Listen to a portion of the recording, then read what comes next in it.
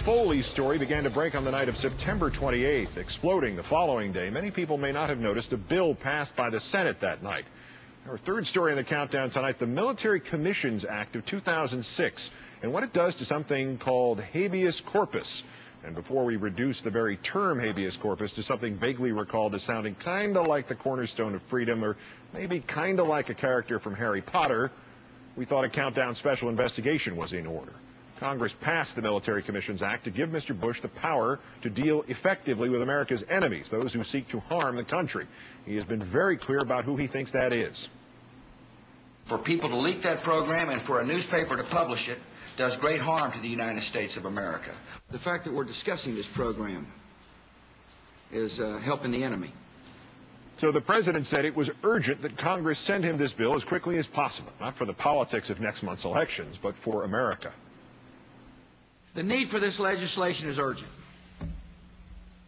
We need to ensure that those questioning terrorists can continue to do everything within the limits of the law to get information that can save American lives. My administration will continue to work with the Congress to get this legislation enacted, but time is of the essence. Congress is in session just for a few more weeks, and passing this legislation ought to be the top priority. The families of those murdered that day have waited patiently for justice. Some of the families are with us today. They should have to wait no longer. Because time was of the essence, and to ensure that the 9/11 families would wait no longer, as soon as he got the bill, the president whipped out his pen and immediately signed a statement saying he looks forward to signing the actual law eventually. He has not signed it yet, almost 2 weeks later, because, of course, he has been swamped by a series of campaign swings at which he has made up quotes from unnamed Democratic leaders, and because when he is actually at work, he's been signing so many other important bills, such as the Credit Rating Agency Reform Act, the Third Higher Education Extension Act, ratification requests for extradition treaties with Malta, Estonia, and Latvia, his proclamation of German-American Day, the Partners for Fish and Wildlife Act, and his proclamation of Leif Erikson Day. Still, getting the Military Commissions Act to the president so he could immediately mull it over for 2 weeks was so important, some members of Congress did not even read the bill before voting on it. Thus has some of its minutiae escaped scrutiny.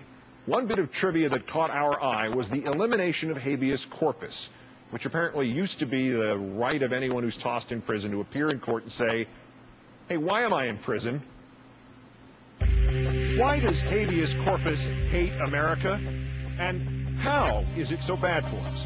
Mr. Bush says it gets in the way of him doing his job. And this legislation passed in the House yesterday is a part of making sure that we do have the capacity to protect you.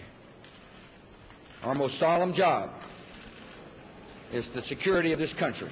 It may be solemn, Bush do solemnly swear. But is that really his job? In this rarely seen footage, Mr. Bush seems to be describing a different job. And will, to the best of my ability, preserve, protect, and defend the Constitution of the United States.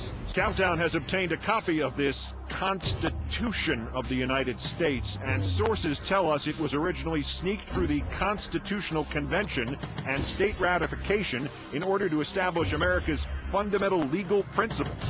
But this so-called Constitution is frustratingly vague about the right to trial. In fact, there's only one reference to habeas corpus at all. Quoting, "The privilege of the writ of habeas corpus shall not be suspended unless when in cases of rebellion or invasion the public safety may require it." But even Democrats who voted against the Military Commissions Act concede that it doesn't actually suspend habeas corpus. The bill before us would not merely suspend the great writ, the writ of habeas corpus. It just eliminates it permanently. And there is considerable debate whether the conditions for suspending habeas corpus, rebellion or invasion, have even been met. Conditions for suspending habeas corpus have not been met. We do not have a rebellion or an invasion. Well, we're not in a rebellion, nor are we being invaded. Okay, maybe the debate wasn't that considerable. Nevertheless, Countdown has learned that habeas corpus actually predates the Constitution, meaning it's not just pre-September 11th thinking, it's also pre-July 4th thinking. In those days, no one could have imagined that enemy combatants might one day attack Americans on native soil. In fact, Countdown has obtained a partially redacted copy of a colonial declaration indicating that back then, depriving us of trial by jury was actually considered sufficient cause to start a war of independence based on the then fashionable idea that, quote, liberty, unquote, was an unalienable right. But today, thanks to modern post-9/11 thinking, those rights are now fully alienable for your protection. The reality is, without habeas corpus, a lot of other rights lose their meaning. But if you look at the actual Bill of Rights, the first 10 amendments to that pesky Constitution, you'll see just how many remain for your protection. Well, okay, number one's gone. I mean, if you're detained without trial, you lose your freedom of religion and speech, press, assembly, all the rest of that. So you don't need that one anymore. And, you know, you can't petition the government for anything. Number two, well, while you're in prison, your right to keep and bear arms just might be infringed upon, even if you're in the NRA, so that's gone. Three, well, okay, no forced sleepovers at your house by soldiers. Three's all right. Four, you're definitely not secure against searches and seizures, as it says here, with or without probable cause. And in prison, that's not even limited to just the guards, so forget the fourth. Five, grand juries and due process, obviously out, so forget five. And the little trailer up here. Six, well, trials are gone, too, let alone the right to counsel. Speedy trials? You want it when?